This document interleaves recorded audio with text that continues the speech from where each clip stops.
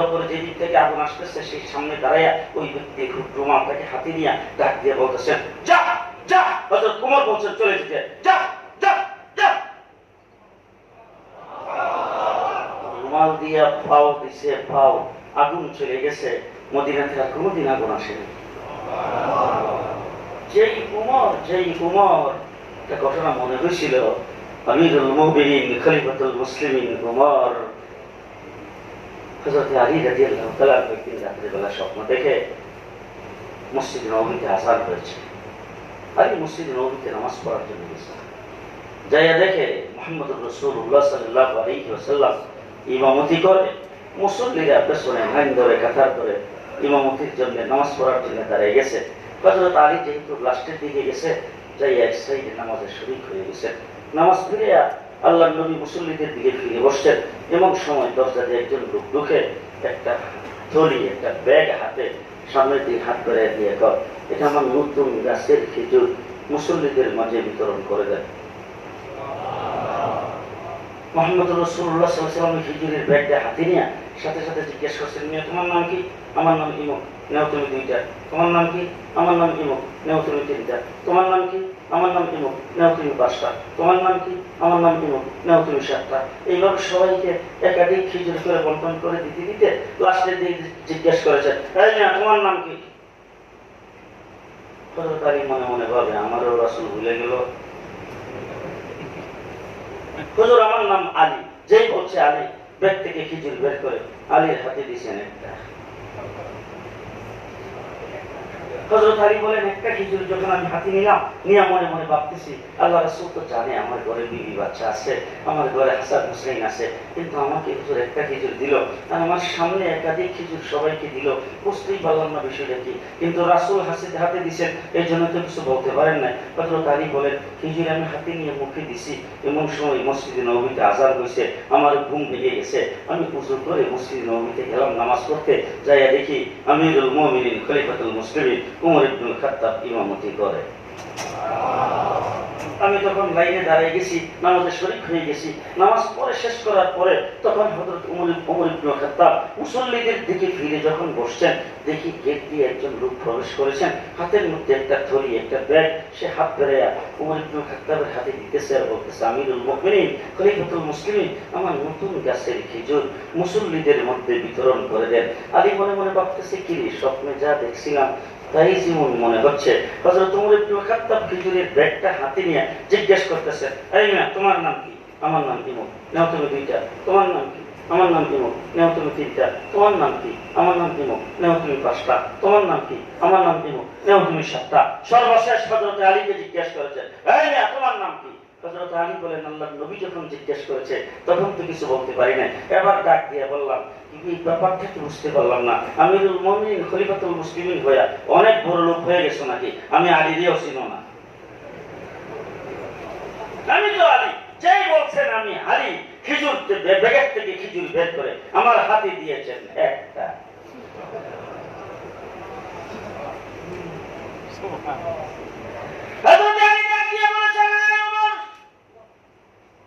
আমার সামনে একাধিক খিজুর অন্যদের হাতে দিলা, আমার ঘরে বিবি বাচ্চা আছে, তুমি তো জানো, আমার হাতে কেন একটা খেজুর দিয়েছ?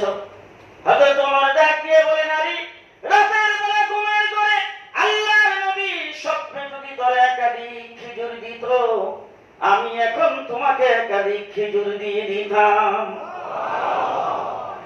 আলী রাদিয়াল্লাহু তাআলা উমর ইবনুল খাত্তাবের কাশফ কতটুকু, তার আধ্যাত্মিক অবস্থা কতটুকু, সেই উমর সম্পর্কে রাসূল বলেছেন, আমার পরে নবী হইলে উমর হইতো। কে হইতো? উমর ইবনুল খাত্তাব হইতো। আমাদের দেশের মেম্বার চেয়ারম্যানরা যেমন সারা রাত ঘুরে ঘুরে মানুষের কোথায় কি হচ্ছে, কোন দুর্দশা আছে কিনা, কোন খারাপ আছে কিনা, কেউ কোনো কষ্ট করতেছে না, আমাদের দেশের মেম্বার চেয়ারম্যানরা যেমন দেখে, মদিনার আদলে রাষ্ট্র পরিচালনা করে হিসাবে উমর এইভাবে সবাইকে দেয়। উমর ইবনুল খাত্তাব এইভাবে আমাদের দেশের মতো এরকম ভাবে দেখতো, কারণ ওই মদিনার আদলে রাষ্ট্র, এই রাষ্ট্র তো সমানই পায়, বুঝলেন না? কারণ উমর ইবনুল খাত্তাব এরকম ভাবে দেখতো আর কি, যে দরজা দিয়ে যাইতেছে, যাইতে যাইতে এক দরজার মধ্যে যায় দেখে বাচ্চারা কান্নাকাটি করতেছে, ঘরের ভিতর থেকে কোনো আওয়াজ আসে না। তাহলে তোমার দরজায় দাঁড়াইয়া আওয়াজ দিয়া ভিতরে ডাক দিয়ে, হ্যাঁ বাচ্চারা এখনো কাঁদতেছে, গভীর রাত্র হয়ে গেছে, আশেপাশের মানুষের ঘুমের ক্ষতি হবে, ও কোনো মা ঘরে আছে কিনা, বাচ্চাদের কান্না থামাও।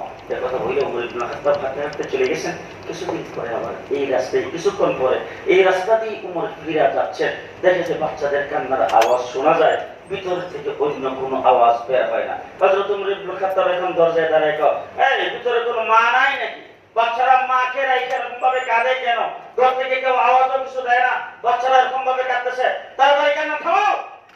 কথা বলে উমর ইবনে খাত্তাব চলে গেছেন। দ্বিতীয়বার আবার এই রাস্তা দিয়ে যাওয়ার সময় দেখে বাচ্চারা কাঁদতেই আছে। উমর ইবনে খাত্তাব দরজায় দাঁড়ায়, এই ভিতরে কেউ আছে? কোনো মা নাই? তাড়াতাড়ি আওয়াজ করো, বাচ্চারা এতক্ষণ পর্যন্ত কাঁদতেছে কেন? আমি আরো দুইবার আসছি, আইসা ইনফরমেশন দিয়ে গেছি, তারপরে বাচ্চারা কান্নাকাটি করতেছে, বাচ্চাদের কান্না থামে না, ভিতর থেকে কেউ কোনো আওয়াজ করতেছে না, ব্যাপারটা কি? এই কথা যখন বলছেন, ভিতর থেকে মা ডাক দিয়ে, পথিক তুমি কোথা থেকে আসছো? তোমার পথে তুমি চলে যাও, আমার কাঁঠা গায়ের মধ্যে বিভোর রস লাগায় মা। আজকে 3 দিন যাবত আমার বাচ্চাদের কোনো খাবারের ব্যবস্থা নাই। গত 2 দিন বিভিন্ন সলসাতুরি করে নানান কথাবার্তা বলে তাদেরকে ঘুম পাড়াইছি। আজকে তাদেরকে কোনো কিছু বলে ঘুম পাড়াইবার মতো সেই বাসা আমার নাই। তবে পথিক তুমি কোথা থেকে আসছো? তুমি কে? তোমাকে চিনি না, জানি না, তবে গভীর রাত্রে যেহেতু আইসা আমার বাচ্চাদের কান্না শুনেছো, তোমাকে একটা বিষয় আমি সাক্ষী রাখতে চাই। সেই বিষয়টা হলো আমিরুল মুমিনিন খলিফাতুল মুসলিমিন উমর, আমার ঘরে 3 দিন খাবার নাই। উমর খবরটা কেন রাখলো না? হাসরের ময়দানে উমরের বিরুদ্ধে কেস দায়ের করব, তুমি হবা সাক্ষী। তোমার ইবনে খাত্তাবের আসমান ভাঙিয়া পড়ছে মাথায়।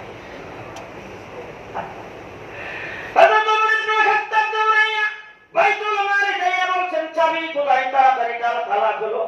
তালা খোলার পরে ভিতরে প্রবেশ করেছেন। হযরত ওমর বলে, তেল নাও, সুজি নাও, চিনি নাও, কিশমিশ নাও, সবকিছু একত্রিত করে বস্তার ভিতরে ঢুকাইয়া ওমর বলছেন, বস্তা আমার মাথার উপরে উঠাও।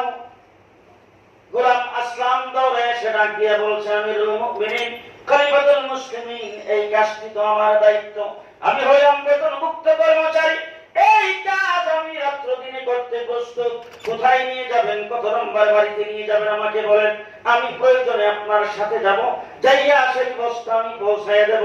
উমর ডাক দিয়ে বলে, শোনো, প্রত্যেক দিন তুমি এই কাজের জন্য দায়িত্বশীল, তুমি সেই কাজ করো, কিন্তু আজকে এই কাজ আমি করব, কারণ হাসরের কঠিন ময়দানে আমার গুনার বোঝা তুমি বহন করবে না। ইবনে খাত্তাব বস্তা মাথায় নিয়া দরজায় যেয়ে দাঁড়ায়া মাকে ডাক দিয়ে বলছেন, মা দরজা খুলো। বলে, কে তুমি? বলে, একটু আগে যেই পথিক তোমার দরজায় এসে দাঁড়িয়েছিল, সেই পথিক তোমার বাচ্চাদের জন্য কিছু খাবার নিয়ে এসেছে, এবার বাচ্চাদের জন্য খাবার বস্তা ভিতরে ফেলে হযরত উমর ইবনে খাত্তাব ডাক দিয়ে বলে, মা আটাগুলি গুলে তুমি আটাগুলি দিয়ে রুটি বানাও, আর চোলাটা কোন জায়গায় আছে আমাকে দেখাই দাও, আমি চোলাটা ধরাই। হযরত উমর ইবনে খাত্তাব চুলার মধ্যে যখন ফু দিতে শুরু করেছেন, তখন হযরত উমর ইবনে খাত্তাব হইতেছে, আর আগুনের রাগগুলি, লুক্কাগুলি, ছাইগুলি উড়ে হযরত উমরের চুলে আর দাড়িতে যাচ্ছেন। হযরত উমর সেইগুলিকে পরিষ্কার করতেছে, আর চোখের পানি ছেড়ে ছেড়ে বলতেছে, এই দাড়ি, এই চুল, দুনিয়ার আগুনের রাগ সহ্য কর, হাসরের ময়দানে আল্লাহ জাহান্নামের আগুন থেকে মুক্তি দিয়ে দিবে। রুটি বানানো হয়ে গেল, রুটি সেকা হয়ে গেল।